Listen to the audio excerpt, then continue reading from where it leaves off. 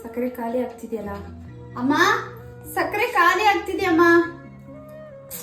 ಛೇ, ನಾನು ನೋಡು, ನಾನೇ ಸಕ್ಕರೆ ತರೋದು, ಅಮ್ಮನಿಗೆ ಹೇಳ್ತಾ ಇದ್ದೀನಿ. ಈಗ ಸದ್ಯಕ್ಕೆ 1-2 ದಿನಕ್ಕೆ ಅಡ್ಜಸ್ಟ್ ಆಗುತ್ತೆ.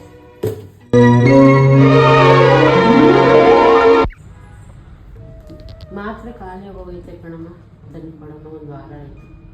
ಮಾತ್ರೆ ಖಾಲಿ ಆಗಿದೆಯಾ? 1 ವಾರ ಆಯ್ತಾ? ಏನು ಹೇಳಲೇ ಇಲ್ಲ ನೀನು. ಸರಿ, ತಂದು ಕೊಡ್ತೀನಿ. ಅಕ್ಕ, ಕಾಲೇಜ್ ಫೀಸ್ ಕಟ್ಟಬೇಕಕ್ಕ, ಇಲ್ಲಾಂದರೆ ಸೇರಿಸಲ್ಲ ಅಂತ ಕಾಲೇಜಲ್ಲಿ. ನೀನು ಮುಂಚೆನೇ ಹೇಳ್ಬೇಕಲ್ವಾ? ಸರಿ ಆಯಿತು, ನಾಳೆನೇ ಕಾಲೇಜ್ ಫೀಸ್ನು ಕಟ್ತೀನಿ. ಸರಿ. ಅಯ್ಯೋ, ಪರ್ಸಲ್ಲಿ ನೋಡಿದ್ರೆ 10 ರೂಪಾಯಿ ಇಲ್ಲ.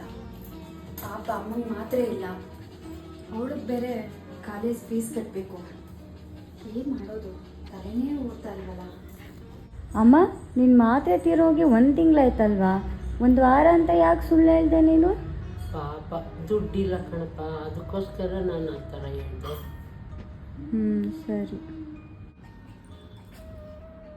ಹಲೋ ಸರ್, ನಮಸ್ತೆ ಸರ್. ನನಗೆ ಸ್ವಲ್ಪ ದುಡ್ಡು ಬೇಕಿತ್ತು, ಹಾಗಾಗಿ ನಂದು 2 ವೀಲರ್ ನಾನು ನಿಮ್ಗೆ ಕೊಡಬೇಕು ಅಂದ್ಕೊಂಡಿದ್ದೀನಿ.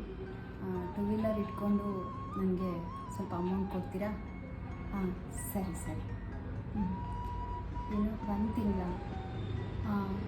ಇಲ್ಲ, ಎಷ್ಟು ಬೇಕಾಗುತ್ತೆ ಆ ಗಾಡಿನ ನಾನು ಬೇಗ ಈಸ್ಕೊತೀನಿ. ಹಾಂ ಸರಿ, ಬರಲಾ ಇವಾಗ? ಕೊಡ್ತೀರಾ? ಏನು, ನೀವೇ ಬಂದು ಮನೆ ಹತ್ರ ಗಾಡಿ ತೊಗೊಂಡು ಹೋಗ್ತೀರಾ? ಸರಿ ಆಯಿತು. ಗಾಡಿ ಕೊಡ್ತೀನಿ ನಾನು, ಒಂದು ಸ್ವಲ್ಪ ಅಮೌಂಟ್ ಹಾಕ್ತೀರಾ? ಅರ್ಜೆಂಟ್ ಇತ್ತು. ಸರಿ ಸರಿ, ಥ್ಯಾಂಕ್ ಯು ಸರ್. ಎಷ್ಟಮ್ಮ ನಿಮ್ಮದು ಕಾಲೇಜ್ ಫೀಸು? ಸರಿ ಬಿಡು, ನಾನು ನಿನಗೆ ಗೂಗಲ್ ಪೇ ಮಾಡ್ತೀನಿ. ನೀನು ನಾಳೆ ಕಾಲೇಜ್ಗೆ ಹೋಗ್ತೀಯಲ್ಲ, ಅವಾಗ ಹಂಗೆ ಫೀಸ್ ಕಟ್ಬಿಡು. ಸರಿ ಅಕ್ಕ.